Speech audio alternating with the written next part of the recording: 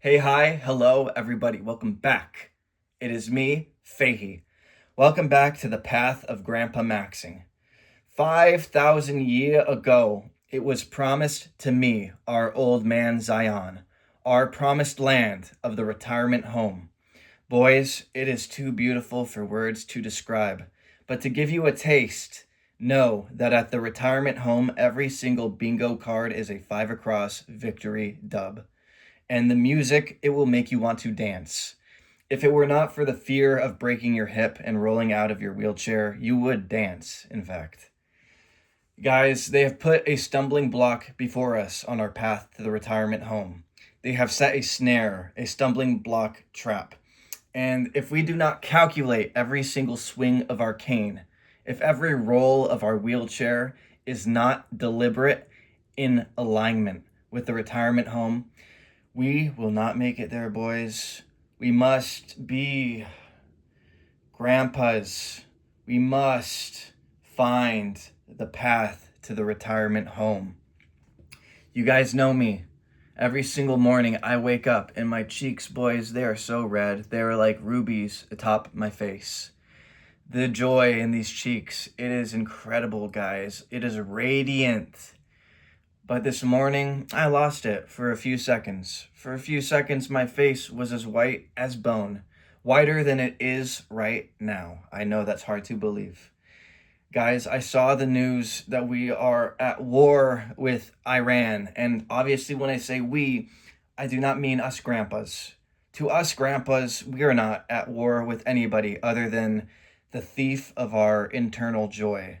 The whisperer that says, "Oh, are you aware? Oh, did you hear?" Ha ha ha. Stuff like that, you know. We do not give a fuck about little Iran. We see it and we go, "Oh, wow, those mountains are very beautiful. Oh, wow, that architecture is very functional. What a beautiful place." We do not go to war with Iran because of terrorism. We don't fucking care. We are not terrorized at any moment. Guys, I will be honest with you. To me, a horror movie is more spooky and brings more trembling into my heart than the idea of a man in a turban with a box cutter doing an Allahu Bakbar. Okay? I do not personally fear that. And like many of you, I'm sure we grew up during the 9/11 days where we thought, oh, if I get on a plane, there is a chance. I am not there anymore. Okay, I personally do not think that will ever happen to me. I think at all times I will be safe from a terrorist. For fuck's sake, come on, do better. So, this is a very stupid thing that's going on. There's no reason for us, our country, to be at war with Iran unless you go a little crazy and you start thinking and then you start connecting dots and then you think, oh, it actually does kind of make sense. I'm going to reference the Chinese history professor right now, okay? Professor Zhang, if I'm saying that correctly, predictive history on YouTube. This guy is incredible. Guys, you should really, really check out predictive history. He is brilliant. He is a genius, in my opinion. He made a video that went viral. It was called, I believe, the Iran-US Trap, something like that. And his main thesis was that the US would go to war with Iran on behalf of Israel and the US would lose and things would happen, bad things to the US. And on the idea that the US will lose this war, yes.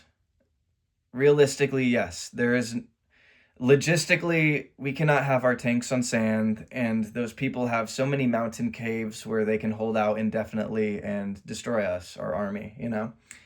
And not logistically, but game theory wise, there is nothing for us to gain in this situation. There is no situation in which we win this war because we do not have stakes in this war. What? It's Iran. Who fucking cares? It does not, it is so insignificant to us, that country.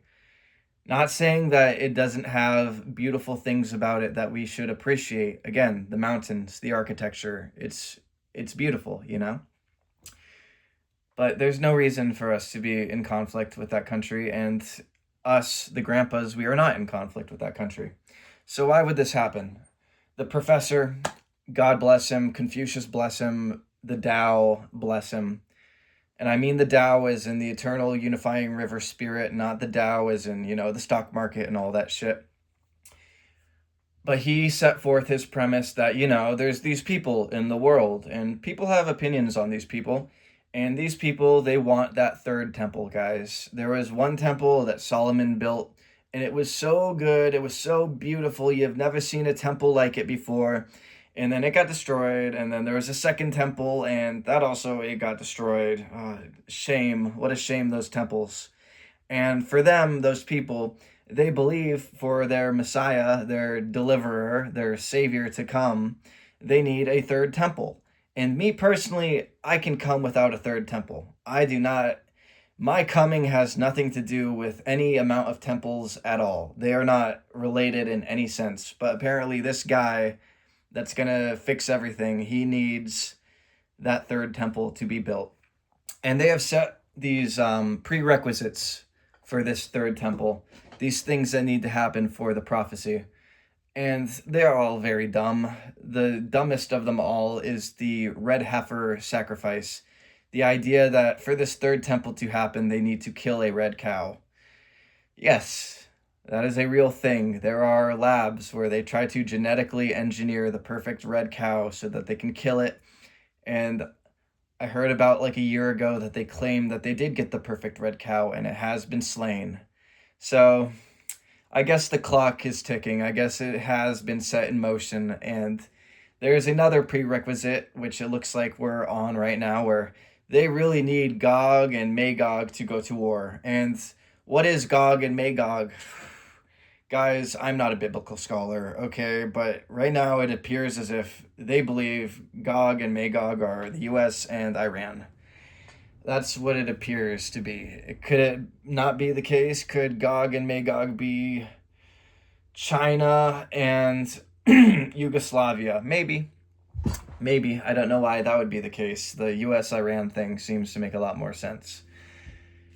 And so this is all happening just to fulfill prophecy. And at the end of the day, we can't stop these people. And I don't mean that to be black pill and discouraging and say, oh, we're powerless. We have the grandpa within us. That is our power. We can look at all of this and we can see the absurdity of it and we cannot be troubled about it. And that is, for the most part, the best thing that we can do, in my opinion, is we can just not be troubled about this and not get super vicious and wicked about the shit that they're flooding us with. Because really, to us, the grandpas, it is of no consequence, The professor further went on to say that this would, essentially break the US. And that is a potential, it could happen. The idea that once people realize that we are basically sending our boys to die in the desert for no reason, there will be an incredible amount of unrest in the country and it will start a civil war or a collapse of some sense. And I'm not going to go all in on this, okay? Obviously, it's a possibility. Fucking anything could happen, okay? Guys, we live in a quantum holographic reality, whatever you want to call it. Anything can happen at any moment. But I don't believe that will happen. Personally, I don't believe there will be a civil war. I pray to God there won't be, because it would be so ugly. It would be so nasty. I just want us to get along, boys. I just want there to be joy and happiness and no freaking violence out in the streets. We don't need that shit. So I'm bringing all this up because you guys really should check that shit out. That Professor Zhang. He is one of the best people to put sense to all of the noise that is going on. He is one of the best voices, in my opinion. And also, it's just really funny, There's this one time I was in a Black and Mild phase. I was smoking Black and Milds, and I was out there in the morning, under the stars, under the moon, 5 a.m. in the morning. It's all dark and whatnot. And I was enjoying my Black and Mild and my black coffee, and I saw that he had posted a new video. And I clicked on it, and I knew that my soul was going to be enriched. And he starts it off with his high school children, and he goes, Okay, class, today we are going to talk about JFK, the moon landing, and 9/11. And I died laughing. I thought, what a. That takes so much balls to just go there, you know? That's so fun. That is just so excellent. I'm so glad he did that. I encourage that. Please make more videos where you just go off the walls and get into it. God damn, I love to see it. And it was a very informative video, that one in particular. Obviously, all that stuff is public knowledge already. If you want to go down those rabbit holes, you can go down them. It's very interesting stuff, you know. I'm not going to talk about it today because that's not the topic. What is the topic? We're at war. The world is at war. Is it World War III? Maybe. I will not go to war. I will do everything I can to not go to war because I do not want to do that. It's so nasty. And really, again, guys, the point that there is no winning in this. There is nothing to be gained other than fulfilling the prophecy of some fucking people out there, you know? And I'm going to do it, guys. I'm going to unsubscribe from Benjamin Netanyahu's OnlyFans. I know. Fahey, how could you do this? How will you come if you do not have Benjamin Netanyahu's OnlyFans access? I'll find a way. There's always a way, okay? I'm not going to let this discourage me.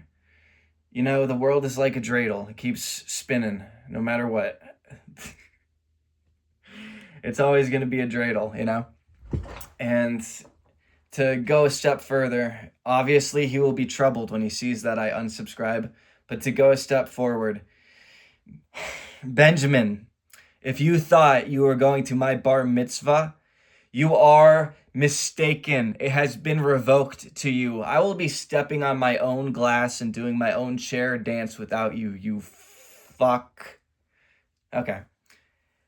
Well, that's really all I wanted to say about the topic. And really, my intention is just to say, like, is it a big deal? Yes, it's a big deal. Things are happening, but also it's not something that is only fearful or fright-inducing, you know? It is something that we can laugh at if we understand it more deeply. If we look at it and we're just like, oh God, oh God, oh God, World War III, oh God, everybody is going to die, then yes, it'll be the worst thing in the world. But the more data points you collect about it, the more you're like, oh, well, these people are motivated by this, and these people are motivated by this, then you really start to see, like, the funniness of it. Because it's just people trying to control reality, and it's not going to work, you know, in my opinion. You can't, this prophecy, you're not going to get that third temple that way. You're not. I mean, right now, just fucking build a temple and call it the third temple. Nobody cares about your prophecies. Nobody really felt it when the red cow was killed, right? Could you feel it in the ether when they killed the red cow? Were you aware instantly because it had some deep symbolic significance to it? I personally didn't think anything changed at all. I think it's all just stupid. So I do want to read a little bit of that Chinese book of change. This one is happiness. Because really, guys, we got to be happy. It's a challenge, you know, with this stumbling block in front of the retirement home. A lot of us are thinking right now, I won't be able to make it to the retirement home because they're going to draft me and send me to Iran, or I will be nuclear bombed. But really, these are not things to worry about. If they were to be worried about, still you would not gain anything by worrying about them. You would still just be responsible for your own heart space, your own enjoyment of your life. Happiness. Be tranquil and serene, perceptive to the slightest change, and ready for immediate action. Be very careful about the tendency in you to be dependent on others, to indulge in pleasures, and to pursue affluence. Foster cooperation and happiness in others by being yourself, sincere and accepting. People will respond well to this. Progress with the many problems of everyday life should bring satisfaction and spur you on to greater achievements. Indulging in an occasional treat, if kept within reason, will add to your happiness, but don't let it distract you unduly or become a goal in itself. I very much enjoy this Chinese book of change, and this episode is very pro-China. We're talking about the Chinese professor. We're talking about Chinese books. We're talking about how, maybe this US financial thing that we're on is going to be overthrown by the Chinese Russian alliance once this Iran war goes to shit. That is kind of how it looks like things are going, boys. It does look like China will win. I'm being lighthearted. I'm joking. I'm not saying like it's set in stone, but right now it appears as if China is crushing. If China is doing very well for itself. Which is that a bad thing? Like, are we really like so afraid of China? Oh, they're technocrats. Oh, they're doing social credit score. So are we. What the fuck do you think Peter Thiel Palantir is? It's a social credit score. What do you think like Twitter is? Like, I mean, it's all social credit shit, boys. Like they're always building a profile on you. They're always observing what you interact with and deciding if you're a good boy or a bad boy by their standard. So I mean, China is just ahead of the curve in that road. Whoa. Be tranquil and serene, perceptive to the slightest change and ready for immediate action. Boys, I was ready. As soon as I saw this Iran shit, I ran for the hills. I ran for the retirement home. I knew exactly what to do. And am I doing the right thing? Oof, I hope so. I hope so. I am being tranquil. I'm not agitated, I don't feel. I feel like I mean, I like that video that the professor makes. It makes so much sense when he puts it in his Chinese way. He really does have a beautiful way of synthesizing information. So this is not a surprise to anybody who's been paying attention. Like this was the way that things were going, and we were finally there. I mean, we bombed Iran like it feels like a year ago because time goes by so fast. We bombed them. I mean, that was an act of war. Now we're at war. Could people not see this coming? Right? I mean, it was on the way and now it's here. Okay. Be very careful about the tendency in you to be dependent on others. Yes. This is the Grandpamaxxing. I mean, obviously, it is okay to be not dependent, but it is okay to be inspired by the grandma. But you have to be in charge of your own perceptions, of your own sense of joy. That is the only thing in our power. Not the only thing in our power. That is the only thing that we have complete control over, is how we perceive. That sounds nuts. What do you mean? My perceptions are rooted in generational trauma. I have no control over that. Oh, I would disagree with that personally. I think that you do have the power. I do.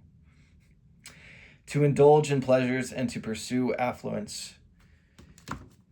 I mean, pleasure's cool, it's good to be pleasured, but pleasure comes, pleasure comes when you're just doing good shit. It just finds you, it's not the goal in of itself. You do the good things and then eventually the pleasure comes and you come. Foster cooperation and happiness in others by being yourself, sincere and accepting. I hope that's been the case today, boys. I'm being myself about this thing, and I hope that I could come on here and I could be like, oh God, the people in that country, Israel, oh God, they're doing this. Oh, fuck. I could very easily do that. I don't want to do that. That's not how I feel inside. I'm not seething about it. I'm looking at this from a detached point of view and I find it interesting, and I'm trying to get that across. I'm trying to make it fun because I know that there's going to be people who do that. And I know that there's going to be people who are like, oh, this is the best thing. The fact that we are going to war in the desert and sending our boys to die there, this is the best thing. And I hate those people more than anybody. I know that's a dark thing to say, but I really do hate people who encourage bloodshed. It is so fucking disgusting. Ben Shapiro, please stop. Please just stop the pod, for fuck's sake. Give it a rest. Wait. People will respond well to this. Yes. People can tell when you're being a lying fuck, People really can. And some of them, even though they know it deep down, they are so disconnected from their sense of self and their intuition that they will cope and they will say, oh no, it's not a lie. Actually, I'm the crazy one for believing that this is a lie, and they gaslight themselves. We love those people. We love them. We see them as our children. or not our children, as our grandchildren, and we put them on the knee and we slap them on the back and we say, there, everything will be okay. Because they need that, boys. They need that encouragement. They are raged and they need to be encouraged instead. Little pun. You know me and Grandpa. I can't say no to a good pun. Not one good pun will I let go to waste. Progress with the many problems of everyday life should bring satisfaction and spur you on to greater achievements. It's like it's a cycle, or it's a compounding victory. The more dubs you get, the more dubs you realize that you're capable of, and you just keep on going dub for dub for dub. And that's why, the retirement home is so beautiful, because it's just, we're talking victory after victory after victory. And if anybody starts trying to despair us, put their fear on us, and they're like, oh, I don't want to go into the light. Oh, God, this retirement home is so scary to me. We tell them basically to shut the fuck up and stop killing our high, because we are high on our hearts, on our Grandpamaxxed hearts. Guys, I've done cocaine before, okay? I've done cocaine multiple times, and I understand it. And now I live every day as if I'm on cocaine. I don't need to do cocaine to know that it's like, oh, wow, everything's a good time. Wow, this is very fun. I can just bring the spirit of cocaine into myself and have a good fucking time all the time. A little bit of a tangent. Let's get on. Let's move on. Why did I say that? I don't know. Indulging in an occasional treat. Yes, I mean, if you need a line, I know if you forget, if you're like, oh, I wonder what that cocaine was like, then take a line. I'm not going to stop you, boys. If you need a line, crack a line right now. I'm not encouraging it, but if that's what you need, that's what you need. If kept within reason. Just a line. Okay, just one. You are not Scarface. I've never seen the movie, but I know that he's got a big mountain of cocaine, and he snorts it all, and he says, are you talking to me, you fucker? And then he shoots everybody with a machine gun. Something like that. We're not going that far, guys. We can do a bump every now and then. Right now, I'm trying to give you guys a bump of heart cocaine. Because, guys, it's so troublesome, this situation in the world. It's so troublesome. My God. So take my heart bump, and let's just have fun. Like, I mean, we are not going to fix this. We are not going to fix the world. We are not those people. We can just enjoy our experience. Will add to your happiness. Yes, every single line makes you a little bit more happy. That's a coyote. Awesome. I love that. But don't let it distract you unduly or become a goal in itself. It's not about the cocaine, guys. It's not. It's not about finding every single line of cocaine. It's about being the person that people will give free cocaine to. Do you think I've ever spent money on cocaine? No. Do you think I spend money on many drugs? Not recently. I get provided these drugs because I come to the vibe and I add to it, and everybody is like, oh, I wonder what you would be like if you were high, so they give me the drugs, And sometimes I'll say no. Sometimes I'll be like, oh no, I do not want to do that one. That's a bad one in my opinion. But it's always about just fucking pursuing a spirit of joy, in all things. That's the best way forward, especially with what's going on. We are not going to fix it, boys. We are not. But don't despair. Don't be like, oh God, I cannot stop the war in Iran, so I must be sad and miserable. That's not the case. It does not impact you directly. I mean, maybe you live in Iran right now and you're like, oh, my buddy, this Grandpamaxxing is so in line with Islam's submission to Allah. You are speaking my language, brother, but I must be afraid. No. Allah, Muhammad, didn't they tell you that you do not know when the end day will be, so plant your tree or something like that? Really? Really, like, we don't know. That Chinese man, that Chinese professor, he crushed it, I do think that he gave probably the most accurate model for how this may work out, but he doesn't know everything, he knows more things. He definitely does, but it doesn't have to go that way. Nobody can force this, nobody. It's always a choice. to react like an animal or to respond like a grandpa.